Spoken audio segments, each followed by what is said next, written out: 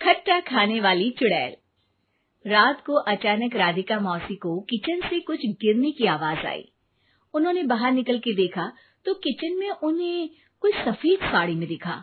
वो चीख पड़ी, हे भगवान, आलतू जलाल तू आई भला को टाल तू, आलतू जलाल तू आई भला को टाल तू।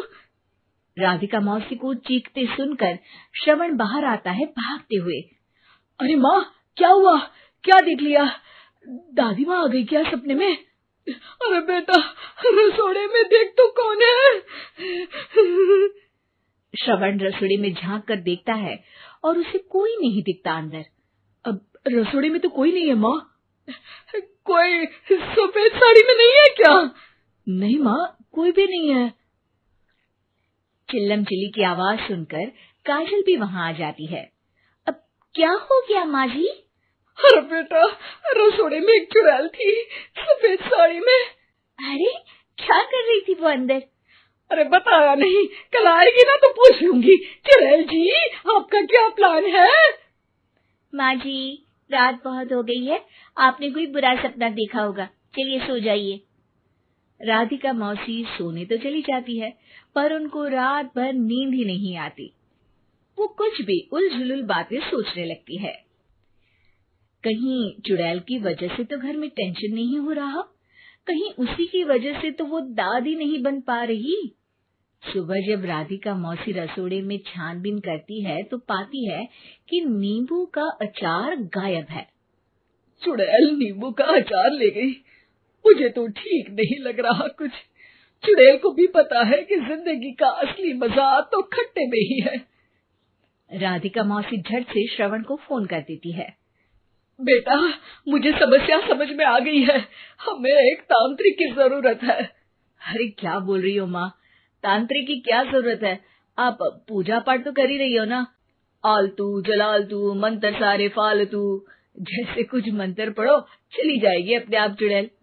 अरे नहीं बेटा, कभी चुड़ैल को कम नहीं समझते। अरे तुझे पता भी नहीं चलेगा कि कभी वो छल करके काजल की जगह घर की बहू खुद बन जाएगी। क्या माँ, कुछ भी बोल रही हो? कहाँ काजल और कहाँ चुड़ैल। वैसे एक बात बताओ, काजल को अगर गाने के लिए बोल देना तो चुड़ैल काजल की आवाज सुनकर घर तो क्या, धरती लोग छोड़कर चली जाएगी। तुम ना पढ़े लिखे बच्चे हर चीज को मजाक समझते हो। तुम रहने दो, मैं खुद ही तांत्रिक को बुला लेती हूँ। अच्छा सुन, शाम को इमली लेके आना। क्या है कि चटनी खाए बहुत दिन हो गए है ना? नहीं माँ, इमली तांत्रिक से ही मंगवा लो ना, आटा वगैरह भी उसी से पिसवा लेना। देखो मुझे काम करना है। श्रवण रात को कई तरह की सब्जियों के साथ माँ के कहने पे चटनी के लिए इमली भी ले आया था, लेकिन राधिका मौसी के दिमाग में अलग ही फिल्म चल रही थी। उन्हें अब सिर्फ शक ही नहीं यकीन होने लगा था कि शायद चुड़ैल ने श्रवण पर अपना जाल बिछा दिया था, जिस वजह से श्रवण उनकी बात ही नहीं मान रहा था। पर कोई नहीं, आने वाली रात में राधिका मौसी खुद तैयार हो गई चुड़ैल को पकड़ने के लिए। रुद्राक्ष की माला, तुलसी का पत्ता, हनुमान चालीसा सब हाथ के पास ही था, बस चुड़ैल का इंतजार था। और जैसा राधिका मौसी ने सोचा था वैसा ही हुआ। वो चुड़ैल उस रात भी आई, पर वो राधिका मौसी से तेज निकली और राधिका मौसी के उससे पकड़ने के पहले ही वो भाग खड़ी हुई। जरूर बहू पे साया है उस चुड़ैल का, तभी तो श्रवण के कमरे में गई है। और अगली सुबह राधिका मौसी पिछली रात हुए हमले में किन चीजों का नुकसान हुआ उसका हिसाब लगा रही थी। उनके खेमे से एक आम के अचार की शीशी भी गायब हो चुकी थी और वो इमली भी जो कल श्रवण लेकर आया था। राधिका मौसी इस बारे में सोच ही रही थी कि श्रवण जल्दी से रसोड़े में आकर दवाइयों की पोटली ढूंढने लगता है। अरे बेटा, क्या हो गया? अब माँ, वो काजल की तबीयत खराब है, बहुत घबराहट हो रही है उसे। हे भगवान, मैंने पहले ही कहा था कि तांत्रिक को बुला लेते हैं, पर नहीं। अब देखो, उस चुड़ैल ने काजल को अपने वश में करना शुरू भी कर दिया है। हालांकि श्रवण भूतों में विश्वास नहीं करता था, पर अब वो भी डर जाता है और राजी हो जाता है एक तांत्रिक को बुलाने के लिए। कुछ ही घंटों में तांत्रिक आ जाते हैं और राधिका मौसी तांत्रिक जी को सब बता देती हैं। घोर संकट, घनघोर संकट, चुड़ैल को मारू जोर चाकट, ओम भट स्वाहा खटखा के आहा। अरे ये क्या मंत्र है? मेरे खुद के ओरिजिनल मंत्र है, कल रात को ही लिखे हैं, अच्छे लगे तो दाद चाहूंगा। एक और मंत्र सुनो, अर्ज किया है आब्राकडाब्रा दिल्ली बम्बई आगरा, चंदा मामा सोवरले सुरन मामू जारा। ये मंत्र है? अरे कोई 40 वालीसा पढ़ो ना।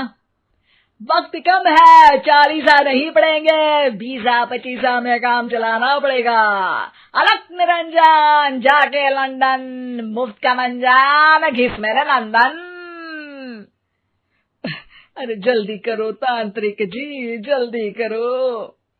तांत्रिक अपने उल झलूल मंत्र पढ़ने लगता है। श्रवण को तांत्रिक पे शक होता है। वो अपने एक डॉक्टर दोस्त को कॉल कर देता है ताकि कोई अनहोनी हो तो इमरजेंसी में चीजें मैनेज हो जाए। तांत्रिक धुनी रमाता है, जिसकी वजह से कमरे में काफी धुआं हो जाता है और जिसकी वजह से बहू की घबराहट बढ़ जाती है। अब भागेगी चुड़ैल। हाँ। बहू खांसते हुए धुएं से बचने के लिए बाहर चली जाती है। अरे भाग रही है, भाग रही है। पीछे पीछे श्रवण भी जाता है। बहू एक सोफे पर बैठ जाती है। तभी डॉक्टर दोस्त आ जाते हैं और श्रवण को पानी लाने के लिए कहते हैं। थोड़े चेकअप के बाद डॉक्टर कहते हैं, मेरे हिसाब से जाप का काम पूरा हो गया है। क्या मतलब? अरे कुछ भी नहीं माँ, कोई चुड़ैल नहीं है, खुशखबरी है, अब दादी बनने वाली है। मगर वो सब अचार के डब्बे। श्रवण दोनों अचार के डब्बे अपनी माँ को दिखाता है, जो कि उनके बिस्तर के नीचे छुपे हुए थे। आपने सही बोला था माँ, वो चुड़ैल काजल ही थी जो खट्टा खा रही थी। हमें कल ही पता चला, पर हमने आपको ये तांत्रिक वाला काम करने दिया ताकि आपको भरोसा हो जाए कि भूत वगैरह कुछ होता ही नहीं। अच्छा अच्छा, ये तो बड़ी खुशी की बात है, पर बेटा मुझे एक झाड़ू तो ला दे। क्यों माँ? ये तांत्रिक का भूत उतारती हूँ मैं। अब तांत्रिक राधा मौसी के डर से घर से भाग निकलता है और राधा मौसी उसके पीछे भागती है। अरे संकट ये घनघोर है, तांत्रिक मुआ चोर है।